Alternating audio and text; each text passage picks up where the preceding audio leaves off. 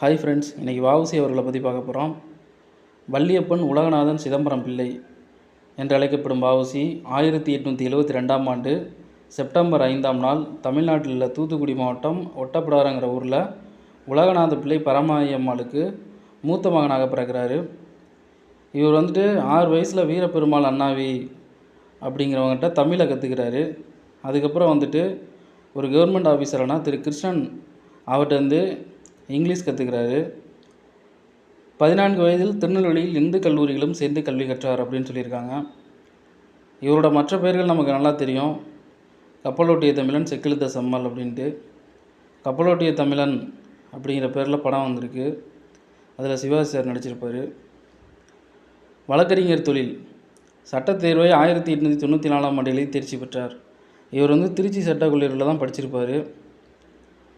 அடுத்த வருஷம் 1895இல் ஒட்டப்பிடாரத்தில் வழக்கறிஞர் தொழிலை துவங்கினார்.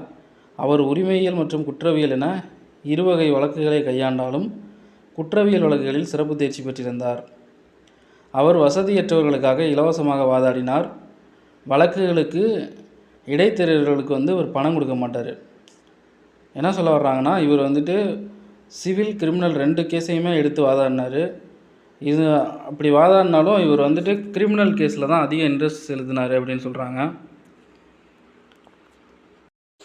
மேலும் இவர் ஒரு சில நூல்கள் எழுதியிருக்காரு. மெய்யறிவு, மெய்யறம், பாடல் திரட்டு, சுயசரிதைனா ஆட்டோபயோகிராஃபி. இவர் ஒரு சில பத்திரிகைக்கு ஆசிரியராக இருந்திருக்கிறார். Vivekabhanu, Hindu Nesan, the National, James ஆலனின் அஸ் அ மேன் திங்க் என்ற நூலை வஉசி மனம்போல் வாழ்வு என்று மொழிபெயர்த்துள்ளார். அதே ஜேம்ஸ் ஆலனோட அவுட் ஃப்ரம் தி காட் என்ற நூலை அகமைப்புறம் என்று மொழிபெயர்த்துள்ளார். மேலும் இவருக்கு இரட்டை ஆயுள் தண்டனை வழங்கிய நீதிபதி பின்குவே என்ன சொல்லியிருக்காருன்னா, சிதம்பரம் பிள்ளையின் பிரசங்கத்தையும் பாரதியாரின் பாட்டையும் கேட்டால் செத்த பிணம் உயிர் பெற்றியலும், புரட்சி ஓங்கும், அடிமைப்பட்ட நாடு 5 நிமிடங்களில் விடுதலை பெறும் அப்படின்ட்டு 1908ஆம் ஆண்டு சொல்லியிருக்காரு. முக்கியமான நினைவு சின்னங்கள்: மதுரை மாவட்டம் அலங்காநல்லூர் பக்கத்தில் பெரிய ஊர்ச்சேரியில் முழு திருவுருவச் சிலையை திறந்து வச்சுருக்காங்க. சென்னை ராயப்பேட்டையில் உள்ள காங்கிரஸ் கட்சி ஆஃபீஸில் அவருக்கு ஒரு நினைவு சின்னம் ஒன்று இருக்குது. அதுக்கப்புறம் பார்த்திங்கன்னா, தூத்துக்குடியில் உள்ள துறைமுகத்துக்கு இவருடைய பேர் சூட்டியிருக்காங்க. அதுக்கப்புறம் இவருடைய நினைவு சின்னம் மதுரையில் உள்ள சிம்மக்கல்லில் ஒன்று திரு எம்ஜிஆர் அவர்களால் திறந்து வைக்கப்பட்டது. திருநெல்வேலியோட வஉசி நினைவு இல்லம் முதலமைச்சர் செல்வி ஜெயலலிதா அவர்களால் திறந்து வைக்கப்பட்டது. ஒட்டப்பிடாரத்தில் உள்ள வஉசி இல்லம் இவரது நினைவாக உள்ளது.